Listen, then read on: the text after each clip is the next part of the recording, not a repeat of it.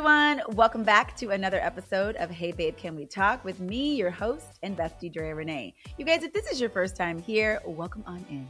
This is the place for those who just cannot seem to get it right when it comes to matters of the heart. Trust me, I get you. And if you're returning, thank you for being here. You know I missed you. We're going to have a great episode today, you guys. On today's show, I'm so excited. We have relationship repair specialist with us, Bruce Muzik, in the house. He's known as the couple whisperer, and he's the founder of Love at First Fight. You have to check out this episode. We're going to be talking about why it's important to connect before you communicate. I was fascinated when I heard that. So we're going to get into all the things, power dynamics, and much, much more. But before we get into all that, you guys, make sure you hit the like, follow, subscribe, comment down below, do all the things. If this episode resonates with you, which I hope it does, make sure you share it with someone. All right, guys, so let's get into it with Bruce Muzik. Thank you so much for joining me today on Hey Babe, Can We Talk? Super excited to have you on. Love your energy. Love all the things that you're doing. Looked at your website. Wow, you've been doing this for 25 years, right? 25 years plus in the relationship space? Not in the relationship space, about 15 years in the relationship space. But before that, I had another 10 years just as a coach, helping entrepreneurs. Wow. And I love that you said that you were fascinated by relationships. That's what really drew me to you, because I am completely fascinated by two people finding each other and trying to make it work, right? When did you get into the work and what excited you about it? I don't think anything excited me about it. I was desperate. I had just gotten divorced, and I had this kind of like startling realization that the common denominator in all of my relationships that hadn't worked out was me. Like I was always there when they went south. So I had this kind of insight that, you're a coach, Bruce, you've learned about mindset and entrepreneurship and blah, blah, blah. Maybe it's time you learn about relationships. And so I started reading, and that's when I really got excited, because I was like, wow, why weren't we taught this at school? If I had known this at school, everything would have gone differently. And after a couple of years of my friends getting totally frustrated with me every dinner party talking about the same topic, they all started saying to me, dude, you should probably think about doing this professionally, because you don't seem to ever shut up about it. So that's kind of what planted the seed, got qualified to work as a relationship coach. And yeah, we've now had over 40,000 people come through our doors at Love at First Fight over the last 15 years, which is something I'm pretty damn proud of. You should be proud of it. And I love that you are on fire for this. You know, I can feel your passion in the way you speak about it. And Love at First Fight is such a great title. I'm sure sometimes people read it and they just assume it's Love at First Sight, but Love at First Fight. Yeah. You're just like, oh yeah. Then you go back and you're like, oh wait, it's Love at First Fight. I mean, I love the idea around it, because the way I break it down is that I don't know who I'm dating until we have that first rupture. You're and then so right. That's when we're like, okay, now we're in a relationship. Now we are doing this. I'm so passionate about the topic. I love seeing people light up when they realize, oh my gosh, that's why he does that, or that's why she does that. It's not that they're a bad person. It's not that he's a narcissist. It's not that he hates me or doesn't love me, or she's just a drama queen. It's that blah, blah, blah, blah, blah. And that for me is like, what keeps me doing this. Absolutely. And what I hear, Bruce, is the accountability for self, like realizing like I'm the common denominator. I'm a part of this too. Because I think it's so common to go like this with our partner and not think about how we are showing up. And so one of the things you talk about is connecting first and communicating later. So I want to jump into that. I am fascinated by that. And so I want to talk a little bit about that, like what that means and how do people, respond to that? Because when I first heard it, I was like, wait, we got to connect first? Like I'm confused. So thank you for asking. I think the biggest mistake couples make in a relationship is thinking that they need to talk about their problems. And one of the things I'm known for saying is stop talking about your damn relationship problems. Wow. First, connect.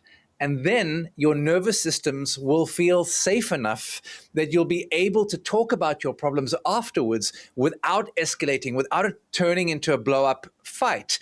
Because what tends to happen, and with a bit of context here, traditional couples therapy has the highest failure rate of any therapy in existence. And I think the reason for that is that couples are first taught communication tools. There's this common misconception that if you're fighting, you've got a communication problem. You don't. You have a connection problem. And so what happens is when you're disconnected, your nervous system, your amygdala, your reptilian brain perceives your partner as a threat, or worse still, as an enemy. And then you're going to naturally communicate as if you're being attacked, and you're going to lob things back at your partner as they try and share their feelings with you. You're going to be like, no, defend, no, block, attack.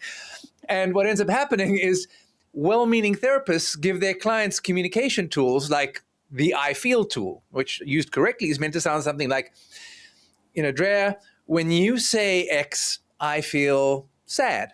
But when you're disconnected, it turns into, when you said X, I feel like you're just a freaking jerk.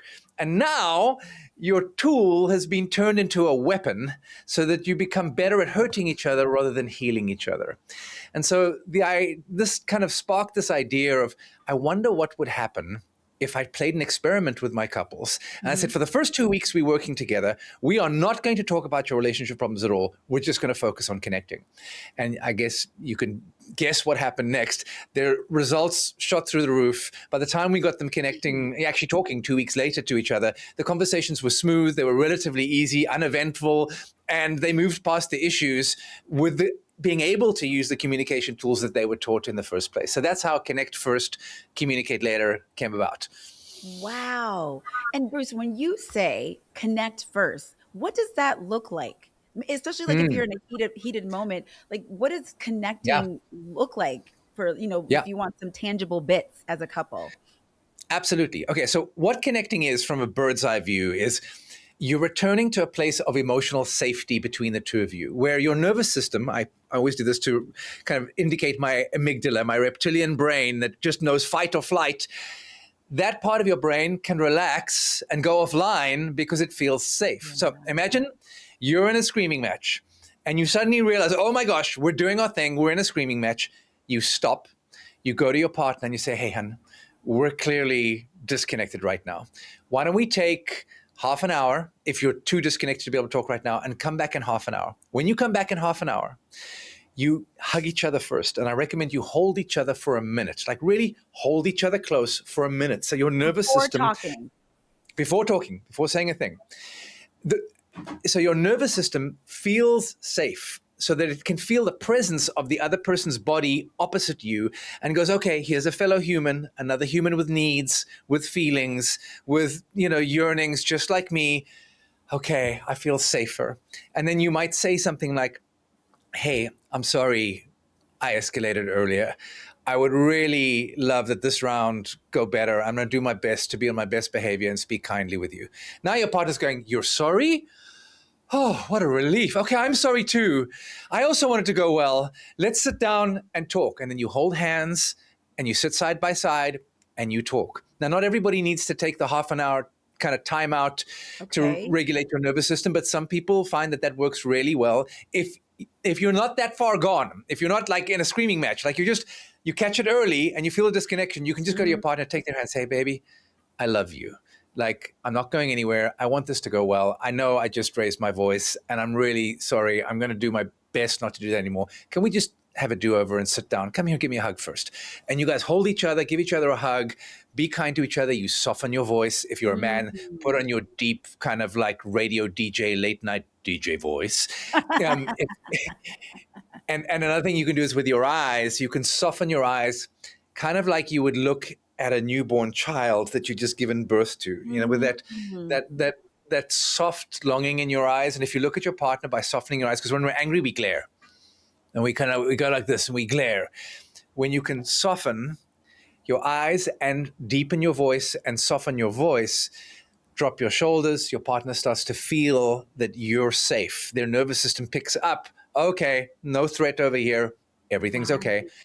And then the final thing I recommend you do is when you restart, use a tool. Whatever structure you've been taught to be able to communicate safely about difficult topics, use the structure so that if things do go wayward, you can fall back on the structure. And these are the kind of things I teach in my courses.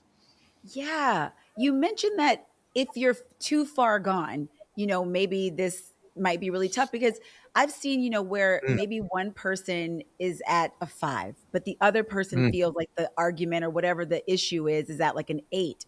So if mm. you sense that, hey, I'm going in to hug my partner, but I'm not being met here, what do you recommend that a person does in that moment? They've taken the 20 minutes, but maybe the other person's still pretty Mm. activated and going in for Yeah. a hug, it doesn't feel quite safe. Yeah, absolutely. So, what I recommend you do here is you help your partner who's reluctant to feel safe. And you can Mm, only do this if you know them well enough, if you know their little raw spots, their pain points well enough to understand what's going on for them. So, one of the things I have my students do is teach each other what I call a soothing mantra. This was first taught to me by my good friend and colleague, Annie Lala. And he came up with this idea of a soothing mantra, which is a set of words and actions, words that you say, actions that you do to your partner or with your partner to calm them down. So imagine, for example, you're a garden variety, anxiously attached person, what I call a hailstorm. You're afraid of abandonment. And most of your upsets are at some level about abandonment. If this is me, I'm the garden variety hailstorm. I'm the anxiously attached one over here. same, So I same, might say, same. if you're my partner, Drea, I might say something like, hey, hun, next time I'm upset and I'm like starting to raise my voice and I'm glaring at you, it's probably at some level an abandonment issue. You could really help me just come back when I'm too far gone by telling me that you love me, you're never going to leave me, and that we're going to get through this together. And then coming up and wrapping your arms around me and clinging to me, even if I push you away and I'm like, don't let go. Just cling to me because deep down inside, I actually really want your hug. I just don't want to be that vulnerable to let you know that I want that hug. So don't let go. Just Wow. cling to me. If you let go, then I feel like you've abandoned me. And when my wife comes up and does that to me and does that with me, I'm like putty in her hands. I'm like, Right. tears often come rolling down my cheeks. I'm like, oh, thank you. Okay, I'm sorry, dude. I want back, Exactly. you know. So every Yeah. one of us has a set of words and a set of actions that helps our nervous system calm down. And they're usually words that we yearn to have heard from our parents but never heard, or actions we yearn to receive from our parents but never received. And so as adults, we unconsciously project that on our partner and yearn for our partner to give us these things. But very often we're not even aware of what we need. So we don't know how to communicate it to our partner. So one of the things we do in my courses is we get couples to teach their partner how to soothe them down, how to calm them down. But first, Right. you've got to know what you most need, and then you teach it to your partner. And most of us have like no more than like 3 core wounds. And so it's a matter of memorizing like 3 different phrases and actions depending on the circumstance. If it's my abandonment wound, it's, I love you, I'm never leaving you, come here, give me a big hug, and I'm going to cling on to you. Let's say it's my wrongly accused wound. When I think it was 17, I spent a night in Mm. jail for stealing a car that I never stole. I happened to be walking past the car. Police came out, threw me in the back, and assumed You because the car was open. Yeah, this is in South Africa. And I spent a night in jail. I was wrongly accused. This became a massive wound for me as an adult. Every time somebody wrongly accused me, I got really upset because of this trauma that had happened to me. So my wife knows I have a wrongly accused wound, and she knows what to say to help that one. And so most of us never don't have more than 2 or 3 of these like primary core wounds. And if you figure each other's out, or you figure yours out and teach it to your partner, then you can help each other in the moment when one partner's too far gone. This is called co-regulation, where you're both right. regulating each other and helping each other come back, because we are far more effectively regulated by an other than we are regulated by ourselves. I can hug Really? myself. Yeah, I mean, I hug myself. I don't feel much better when I'm in distress. I can stroke myself. I can say, Bruce, you're amazing. You're loved. I'm never going to leave you, Bruce. I'm never going to leave you. But that doesn't help at all. I'm still Yeah. freaking scared, upset, angry, whatever. But when my wife comes up to me and she hugs me and holds me and tells me she's never going to leave me, I'm like, and the tears start flowing, and we are able to talk and repair. And so we're designed to be, I believe human beings are designed to be regulated by an other. If you think about how we first were regulated by our mom would Yes, pick us up, absolutely. she would rock, She would coo. She would look into our eyes. She would tell us she loved us when we were crying. She would keep Yeah. us close. She would hug us. Our nervous system calms down. But if you leave a baby alone, it starts wailing and bawling its eyes out in distress. Hmm. And us humans are similar. Now, I'm not suggesting that we rely completely on our partner to regulate us, because we need to learn to That's regulate what's going to ourselves. be my question, because we're in Yeah. a world now where it's a lot of you do your work, you figure yourself out, you Yeah. regulate on your own, which I understand, right? I get it. You should be able to kind of take care of yourself, get control of your emotions. But I agree with Yes. you. I think that beautiful dance that can happen when you regulate with your partner can be really beautiful when you feel, Yeah. that wound kind of being soothed a little bit by your partner, that it's not their fault, but them understanding it, I think can really be, transformative in a relationship. You're spot on, Drea.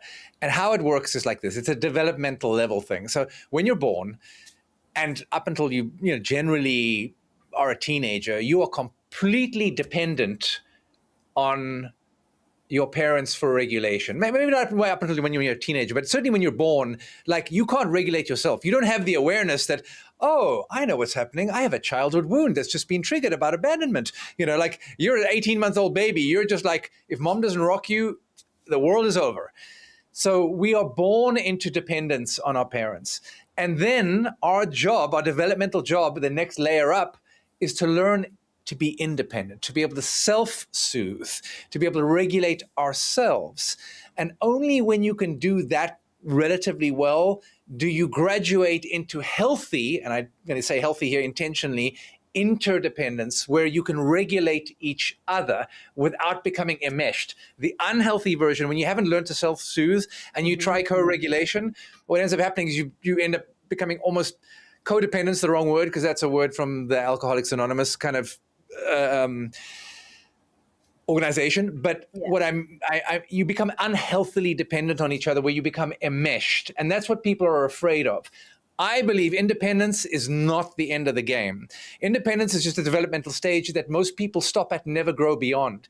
There's a stage beyond independence that we need to reach if we want to reach our full capacity as humans, and that's interdependence, where you can rely on others and be self-sufficient, and rely on others when necessary without losing yourself, and be self-sufficient without losing your partner.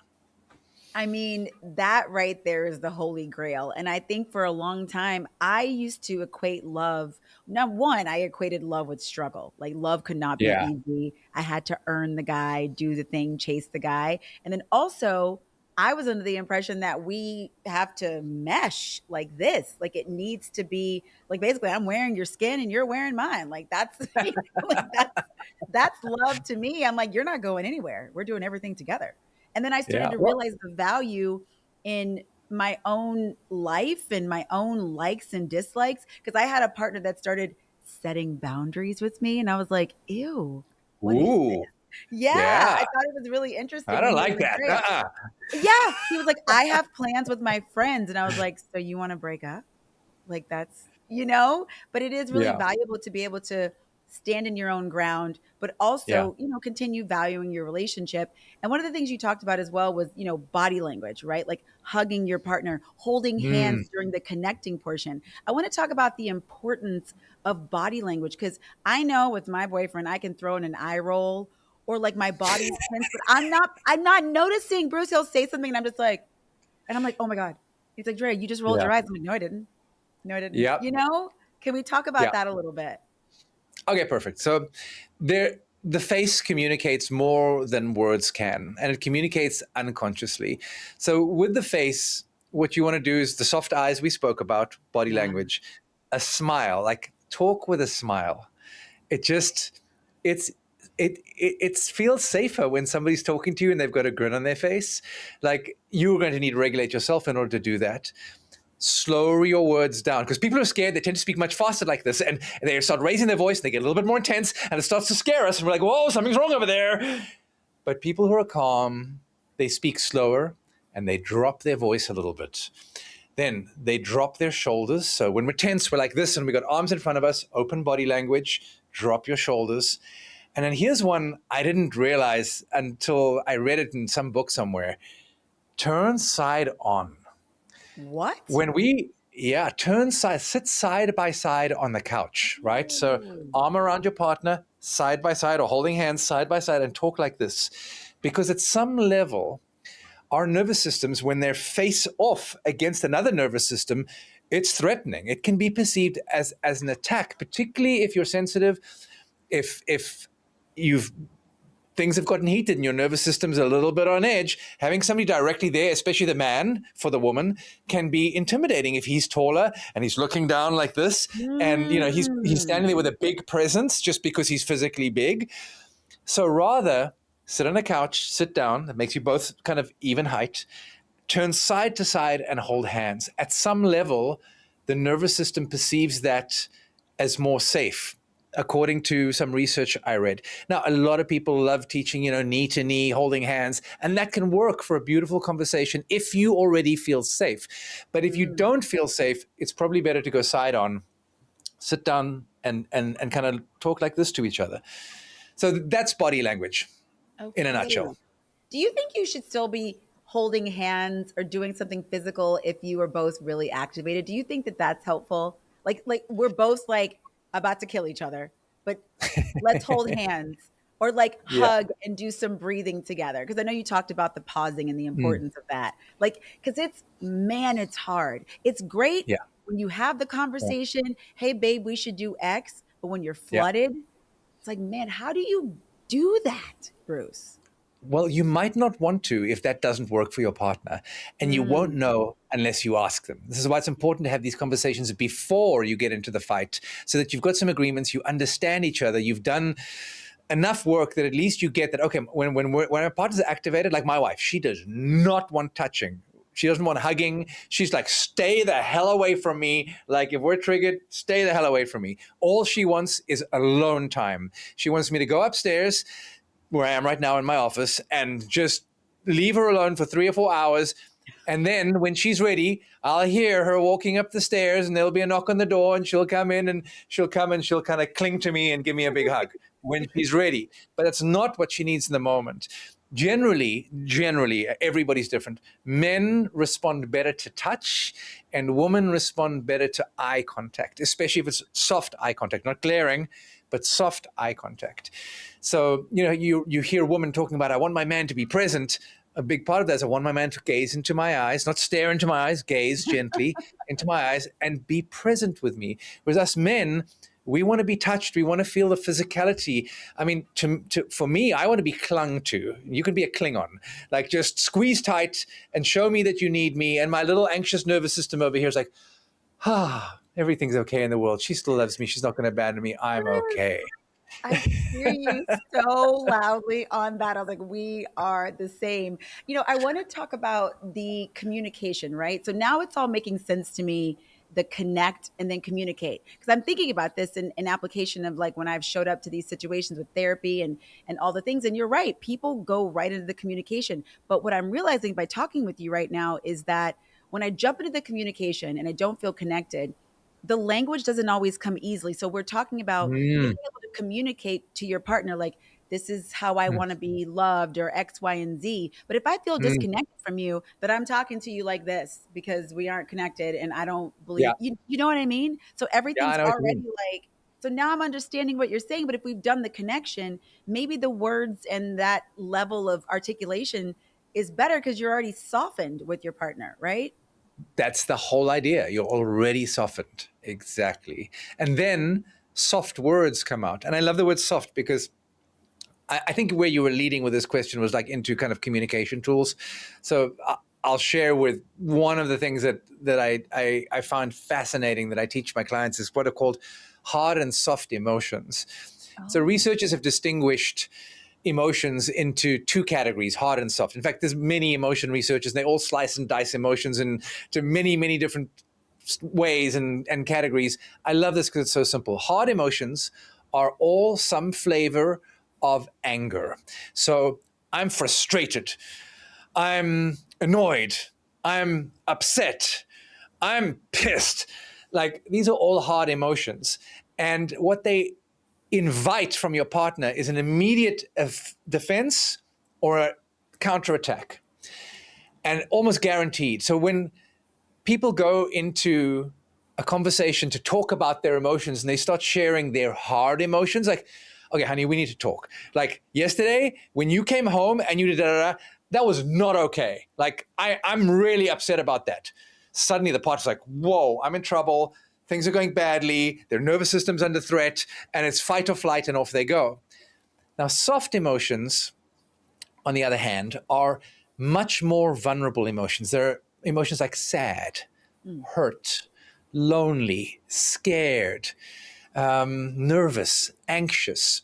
And how you can tell the difference is, I think, fascinating. Hard emotions always point a finger. So when you say, okay, imagine this, let's do an example. Drea, I'm really angry with you. Or even if I just say like, Drea, I'm really disappointed.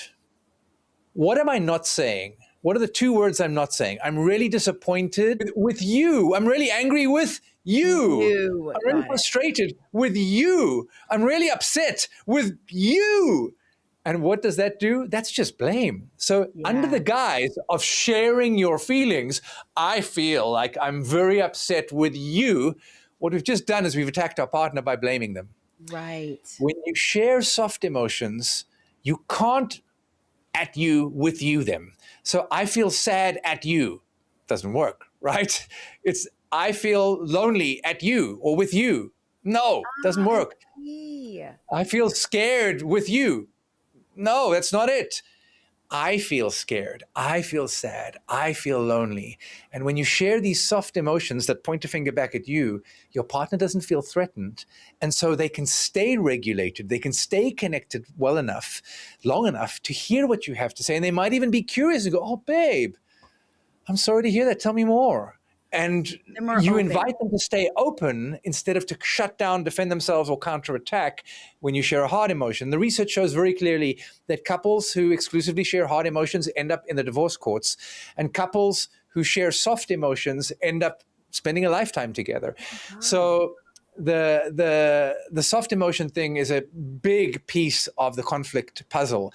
And when you understand that for most of us, soft emotions live under the surface of our hard emotions. And when we don't feel safe, because we don't want to be vulnerable and share the soft emotions, we just show our partner the 10% of our emotions, which is our hard emotions. Like if you think of an iceberg, you can just see the 10% sticking out above the water. That's the hard emotions. The other 90%, the soft emotions, are hidden because we don't want to risk saying to our partner, babe, I'm feeling afraid that, you know, you're going Yes. to find out the truth about me and then reject me or judge me as deficient. We don't want to Absolutely. admit that because we might be attacked. So we say, I'm I'm really upset with you. And that way we keep our Yeah. partner at a distance, but then we never get our issue resolved because our partner has no time for us when they're feeling attacked. Make sense? Exactly. This makes so much sense. I was just thinking about a disagreement I had with my boyfriend and the language that I use and the language he uses. Because the thing, Bruce, is I love that you said at the beginning that we should teach this in schools. I mean, we really should because, the person you are with for your life, the person you possibly marry, I mean, these are big decisions. And a lot of people do not have any education around actual healthy communication, learning these Agreed. things. And also, in the culture of dating today, the cool thing to do is stay guarded. Don't be vulnerable. Don't let them Yeah. know how you feel. Yeah. So there probably is a major tendency to stay in those hard emotions. And then you get it from the peanut gallery, mostly all your other single friends going, well, you can't call him or you can't tell her how Yeah. you feel. Don't be Yeah. vulnerable. And everyone's Yeah. missing the fact that, like, for you to get to a beautiful place in your relationship, the whole point Yeah. is to be intimate. And like you're Yeah. like, I'm afraid you're gonna leave me. Yeah. Like that's what the actual issue is. So wow, I Yeah. find that, yeah, that's really, if you could just bring yourself into awareness of that hard versus soft emotion, I mean, that could Yeah. probably really transform a couple. Absolutely. I mean, it's that powerful. It can turn a marriage around. I heard a Absolutely. beautiful reframe also from my friend Annie Lalla I love that around. name, by the way. Annie Lala. Shout out to you, girl. Love it. Yeah, shout out Annie. She's awesome. Um, she taught me vulnerability equals emotional honesty. So vulnerability is Mm, nothing more or nothing less than being honest about what you're feeling. Anything other than vulnerability is a lie. That's how yeah. I think about it. Like if you're not being vulnerable, you're basically being fake, and you're you're lying. You're pulling the wool over your partner's eyes.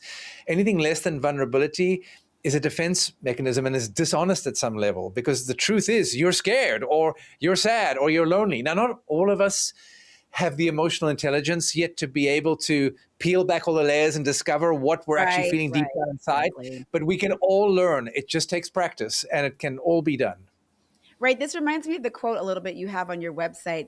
And I wanted to ask you about this. I hope I'm not butchering it. Anything that's not love is a misunderstanding. Is that correct?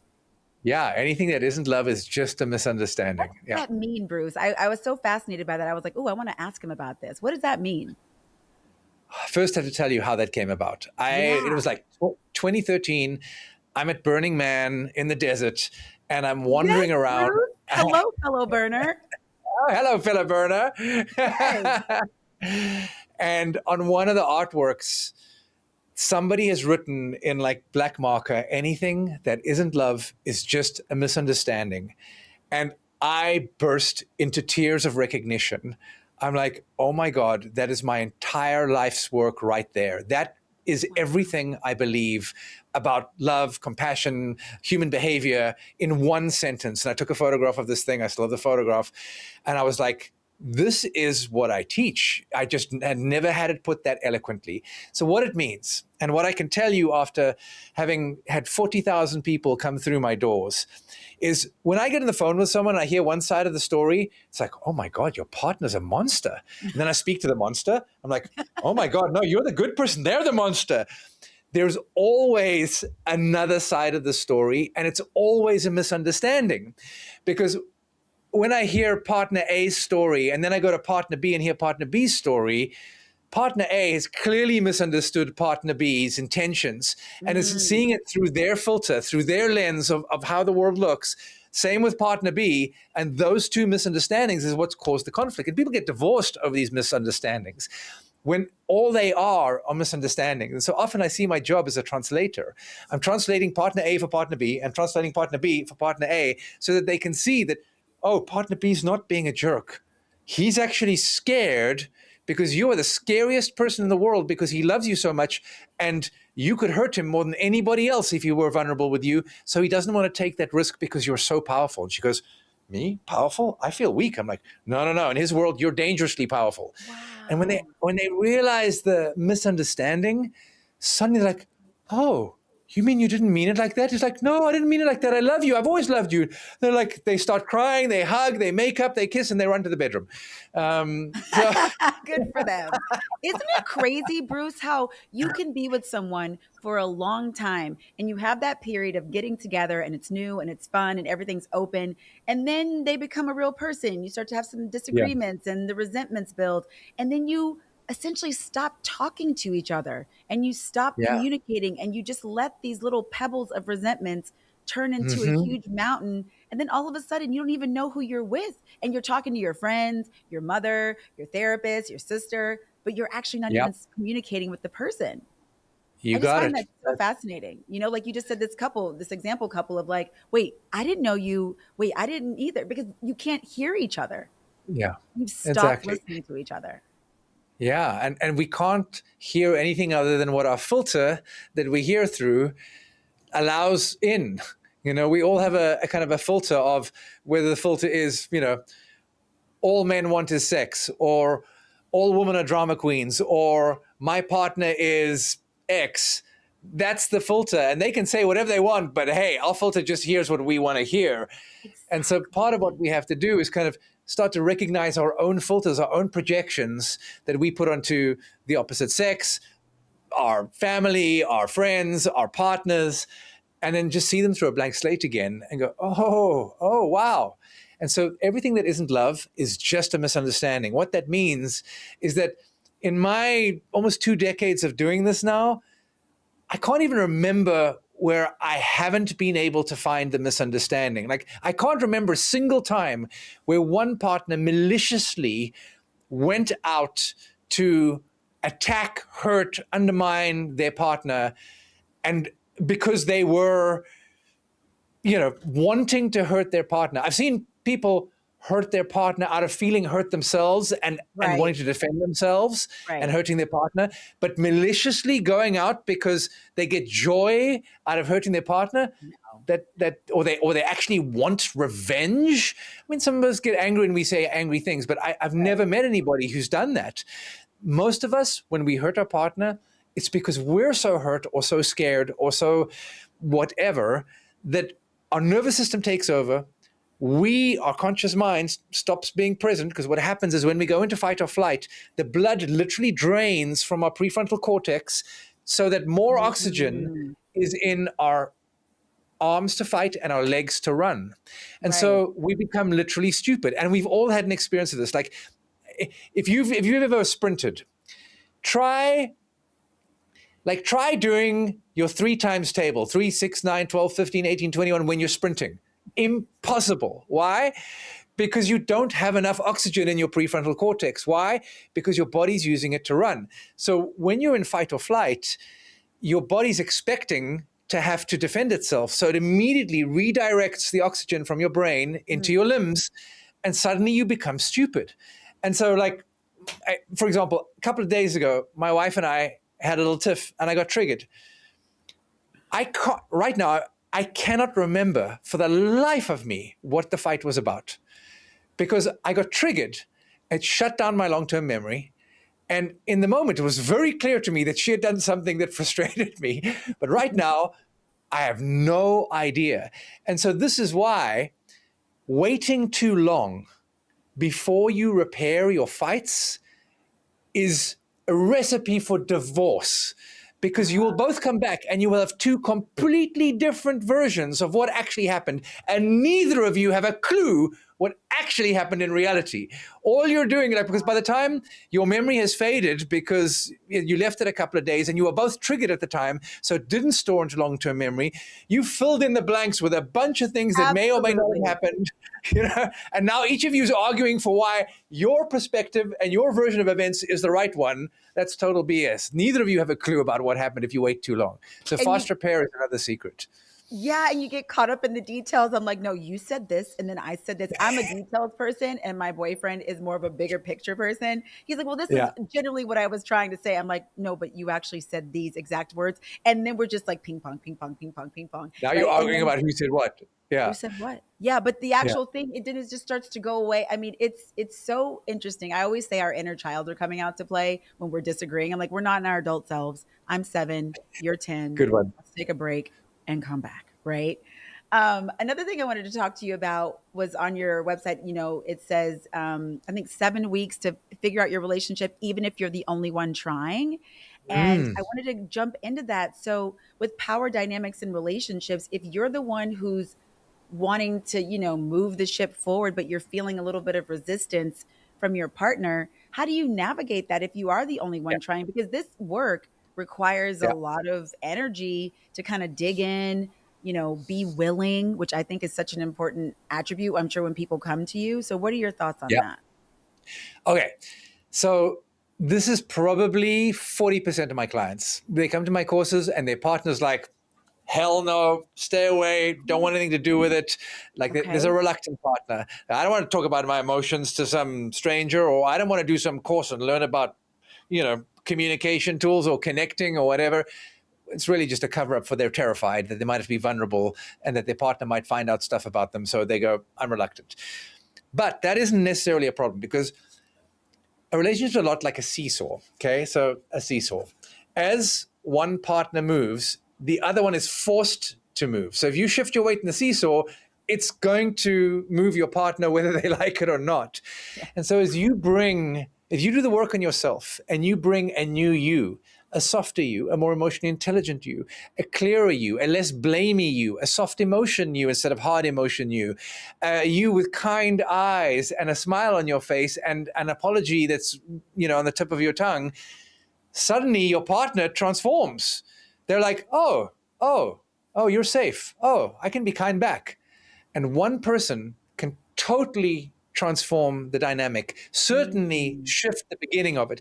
Now, are there exceptions and reluctant partners and trauma that plays a role? Of course there is. It's not a hard and fast rule.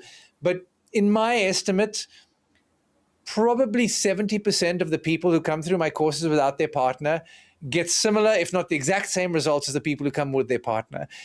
But it takes commitment, because there's going to be a time where the story's going to pop up into your head. But why should I have to do all the work? Why am I always the one initiating? And my answer to that is, because you're the one who wants to repair the relationship. So if you want a great relationship, then stop whining and go make a great relationship happen. And one person can. Now, what is also very common is, as you start the work, as you do the inner work, you bring a different you to your relationship, your partner starts to feel safer. Then they start opening up to the possibility of joining you in the work. So they're like, tell me about this course you're doing. What are you learning? And then you start sharing with them what you're learning. Like, it's exciting and it's fun. And you start talking about attachment styles and communication tools and connect first, communicate later. And they're like, huh. And they'll go away. They'll pretend they're not interested. But they'll go away and they'll be thinking about it. And then I get my clients to like, hey, honey, can I share with you something I learned in Bruce's course today? Check this out. And they play the video. And then they see me talking and teaching. And they're like, oh, this Bruce guy is not so scary after all. Oh, yeah. I can do this. And they kind of slowly ease their partner into doing the course. And then their partner joins and then they do it together. That's also very common. So it takes one person to start. But I think for many of us, we've been incorrectly taught, or we incorrectly assume that it takes two to tango. To some degree, it does take two to tango. But for the most part, it takes one person to start the tango. Once you're both on the dance floor, you can tango together. Not always going to be the case. Sometimes another partner's like, they're dealing with trauma and they're like, I'm not tangoing with anybody. I'm out of here. Goodbye.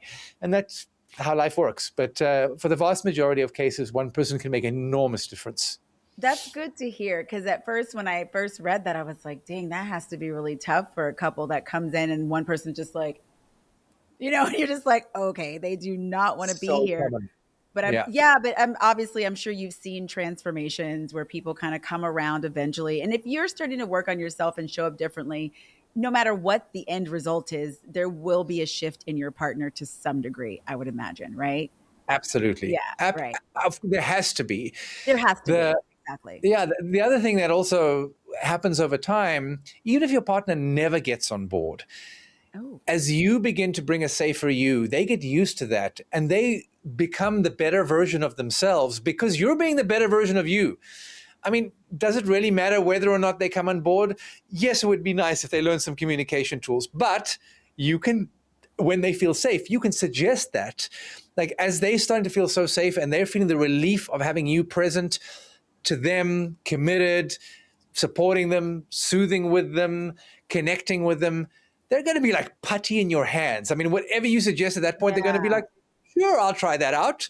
Unless you were completely undermining it in some other way. Like, for most people, they're going to be putty in your hands. Yes, and I know that, is what you hope coming in. And, for my listeners, it's like, get to these resentments quickly, get to these things as fast as you can, and don't let them sit. So you can, when you go in for repair, or no, it's like when you take a car in, right? It's like, if you're never getting an oil change, you're never checking under the hood, the mechanic might be like, girl, you need a whole new car. Like, you just got to throw this whole thing away. You've never brought it in. So I think that's really, really important. Another thing you mentioned earlier, like, you're more anxious, I'm more anxious. I wanted to get into the attachment styles. You mentioned during our call, 6 attachment style models. So I wanted you to walk me through those. And then how are they different from the traditional ones that people kind of know about already? Okay, perfect. So I have hailstorms, turtles, chameleons, wolves, and sheep, and then securely attached. Most people, or most researchers, because this is how it started out, distinguish between anxious and avoidant and secure. Yeah. So, like with emotions, many different researchers have worked on attachment, and they slice and dice attachment styles into different categories. There's one model that has 9 categories. The generic one has 3. I use a model that has 6 because it's still small enough that it's simple. And I see these 6 every day showing up in my practice. So secure is what most of us have heard of before. These are people who are generally not afraid of depending on others and not afraid of having others depend on them. They grew up in families where they learned that we can count on another person to support us, to be there for us, to protect us, to look out for our emotions. When we're in distress, we can go to somebody and somebody will be there available to look after us and take our pain away, and we'll feel better afterwards. Mm-hmm. So that's secure. That's what all of us insecurely attached people are generally striving to get towards. Now, depending on the stats you read, 40 to 50% of the population are secure. I struggle to imagine that. I know I'm biased because, I can't even, exactly. That's exactly what I say when I read those stats. Okay. I know I'm a little bit skewed because all the people who come to me are insecurely attached. So they're one of the hailstorm, the turtle, the chameleon, the wolf, and the sheep. And I'll run through all of these quickly with you. So hailstorms, anxiously attached. They're afraid of abandonment. The thing that they don't know that they do, that sabotages their relationship is they over-focus on their partner. It's you all the time when they open their mouth communicating. I want to share how I'm feeling, honey. You don't do this. You never do this. You never make me feel safe. You blah, blah, blah. You. And their partner just runs for the hills and ends up in a fight or something.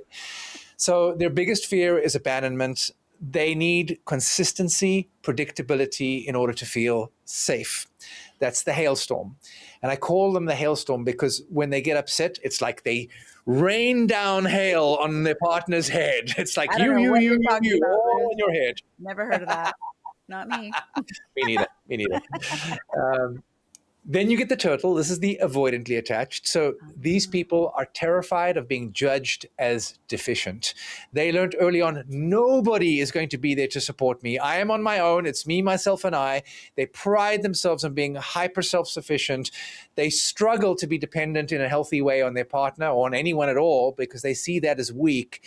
And when they are scared, which they won't let you know, they shut down into their turtle shell and withdraw. And they're like, I'm not coming out of here until I feel safe. I need some time. I need some space. If your partner's ever said that to you, you're probably with a turtle. And so their biggest fear is being judged as deficient, being rejected for not being good enough. They often have this perception that they're not good enough, or they're afraid of enmeshment or engulfment. And so that sends them running for the hills. And one of the biggest things, cognitive mistakes they make is not going to their partner with their emotional distress and instead shutting down and withdrawing. Because when they shut down and withdraw, it invites their partner to come and chase them. And then they go further away and their partner chases more. And this is called the demand withdraw cycle. And hailstorms and turtles get stuck into this. And it's very difficult to break unless you know how. The third one is chameleons. Chameleons are our people pleasers. The thing they can't see that they're doing is they are regulating their partner's emotions for them in order to keep a smile on their face, because they learned early on as children that their partner's upset or conflict or anger does not go well. And it's usually with mom and dad. They went and mom looked down, disapprovingly at them. And when mom had a frown on their face, baby goes, I'm not safe. If mom stops loving me, I'm going to die. So the nervous system automatically adapts. What can we do to stay alive? Let's make sure we put a smile on mom's face. So baby learns to adapt into anything it perceives would make mom happy. And as adults, these grow up into what I call chameleons, where they're unconsciously attempting to please their partner and make their partner happy. They're conflict avoidant. They are like, I'll do anything to avoid conflict, even lie, even not tell the truth. And so they often say things that aren't true. They're not lying maliciously to try and pull the wool over their partner's eyes. They're actually lying to protect their relationship from what they perceive would be catastrophic arguments or catastrophic conflict. And so their partner says, well, tell me how you really feel about stuff. And they're like, no, I'm fine. Because they're too afraid that if they open up and tell the truth, it'll go badly, the frown will form on their partner's face, and then things will all just devolve from there. Right. So these are chameleons, and they have a hard time in relationship because it's really difficult for them to know what they need and communicate their needs to their partner, because they have no freaking idea what they need, because they've spent their entire life focusing on what other people need in order to keep the smile on their face. And so what often happens is chameleons don't get their needs met in the relationship because they don't know what they need, and they're too terrified to communicate what they need in case it backfires. And so resentment builds up and builds up and builds up and builds up and builds up and builds up and builds up. And literally, I got a call from my niece this morning, whose boyfriend has just broken up with her after 3 years. And, she was devastated. She's like, I didn't see it coming. And when I hear those words, I didn't see it coming, I'm like, oh, she's with a chameleon. The resentment builds up, builds up, builds up, builds up until they eventually go, you know what? I'm tired of this. I need to set boundaries. I'm done. I'm out of here. From one day to the next, the chameleon's gone. Wow. And their partner has no idea. As far as they're concerned, the chameleon is super happy because the chameleon's just pleasing and looks super happy all the time. Things are fine, babe. I'm so happy, because they're too afraid of getting into conflict. So the next one is the wolf. So the wolf and the sheep are two sides of the same coin. Okay. This is technically called disorganized attachment. The chameleon is technically called fearful avoidant attachment. Disorganized attachment comes from trauma. If you had trauma, or if you were abused or grew up in a chaotic home, and at some point you were afraid of your parents, or you suffered neglect, like your parents didn't defend you. Maybe you were sexually molested by the neighbor and your parents were friendly with the neighbor and they didn't believe you and they never stood up for you. You learn that your parents are unsafe and they're the scary ones. As much as the neighbor's the scary one, your parents are equally scary because they're the ones who are supposed to protect you and they didn't.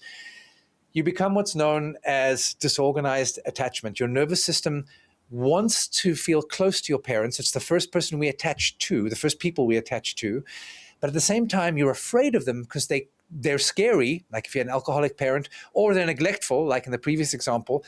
So you run towards them, but you get too close and you bolt back. You're like, oh, can't get too close because they might hurt me or they might not protect me. Yeah. And so wolves and sheep have one foot on the gas, one foot on the brake when it comes to relationship. They come close and then they bolt and they run away. And then they come close and then they bolt and they run away because they're at some level, they're terrified that intimacy or closeness or vulnerability will result in them getting hurt or even injured or worse still killed. So if you grew up, like imagine you grew up with an alcoholic, abusive father, and every time he came into your bedroom and he was drunk, he would look for something that he could find that was wrong, like clothes lying on the floor, toys lying on the floor, and then beat the crap out of you. You would very quickly learn to make sure that you never leave your clothes on the floor and never leave your toys lying around, and everything is in its perfect position. So when dad comes in drunk, he cannot find a single reason to beat you. And wolves grow up into adults who learned to control their environment like that. They're very controlling, not because they like to have control over other people. They're controlling over their environment in an attempt to feel safe. And they get misunderstood more than anybody. Remember, anything that isn't love is a misunderstanding. Yes. Wolves generally get accused of being narcissists, control freaks, you name it, their partners label them bad things. But they're just trying to feel safe. And they learned that controlling my environment keeps me safe. They were strong enough to be able to do that. Now imagine the other side of the coin. This is the sheep. Imagine, and this is generally younger girls, you've got an alcoholic father who sexually molests you every time he gets drunk. Comes in the bedroom, you are way too small to defend yourself. You're not strong enough, you can't fight back. There's nothing you can do except disassociate. That's how you survive these terrifying ordeals. You leave your body, you disassociate, and you grow up into an adult that I call the sheep, which is the other adaptation to trauma, where you learn there's nothing I can do. I'm helpless. I'm the victim. And you stay in relationships that are abusive way longer than you should. This is the battered wife who refuses to leave her husband who's beating her, because at some level, she's not there anymore when he beats her. She checks out so quickly. She wakes up the next morning and she knows something happened. She's got the bruises on her face. She's not stupid, but she doesn't feel the emotional impact of it because she wasn't there when it happened. She had checked out. Her nervous system had gone. She was with the fairies while the abuse was happening. And she comes back the next day and she's like, I know I was hit yesterday, but I'm not feeling really that bad. She's not feeling bad because nothing happened and because she wasn't there while the terrifying thing happened. And so sheep often stay in abusive situations, and wolves and sheep often come together, the abuser and the abusee. And they have the hardest time out of all the types in relationships.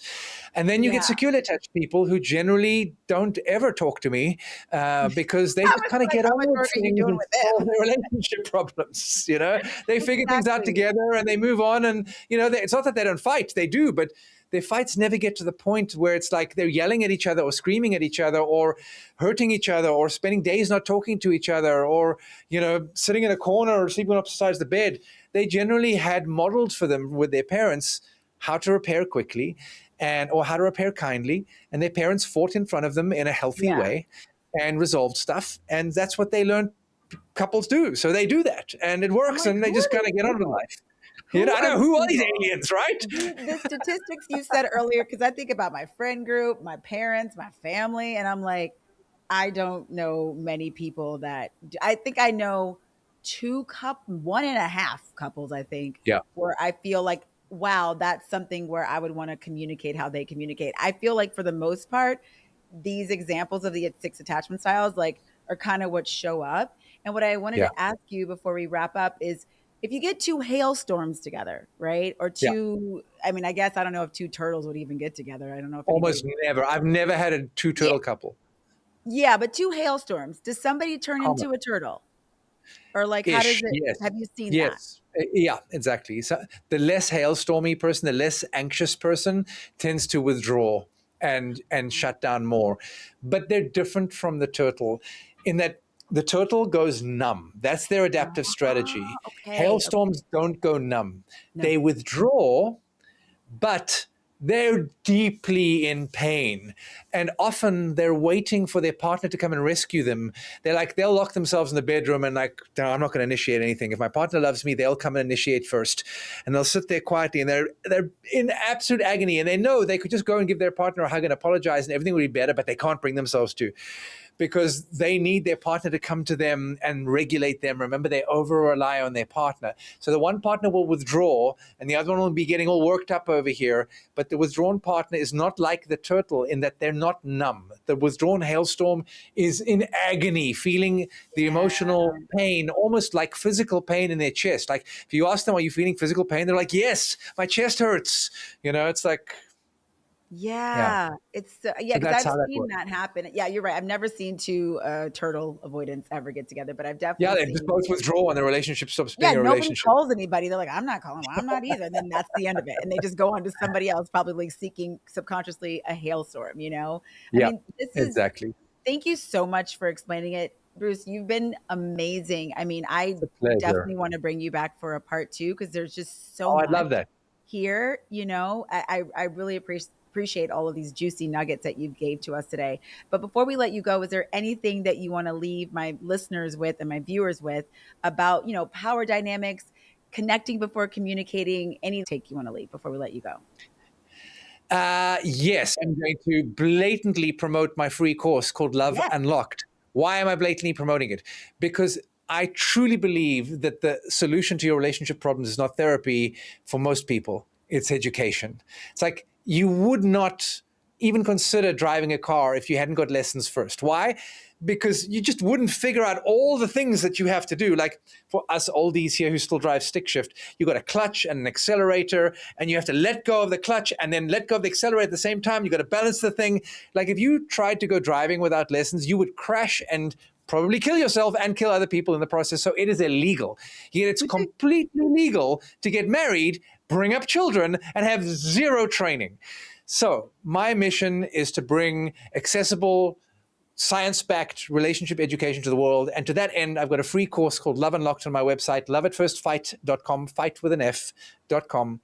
And put in your email address there. I'll send you 5 short videos over 5 days. Day 3 is the attachment quiz. And you can go take your attachment quiz, discover your attachment style, and there'll be a report there. And I teach you a whole lot of tools. I'll give you a free tool for how to connect first before you communicate, a whole bunch of free stuff there. So that's what I'd like to offer your readers as my gift to you and also a shameless plug for my website. Yes, Bruce. Thank you guys. And yes, listening, please go check out Bruce's stuff. We will put all of the links down below in the comments and do all the things. Thank you so much, Bruce. Thanks so much. It's been awesome meeting you, Drea. Yes, you too.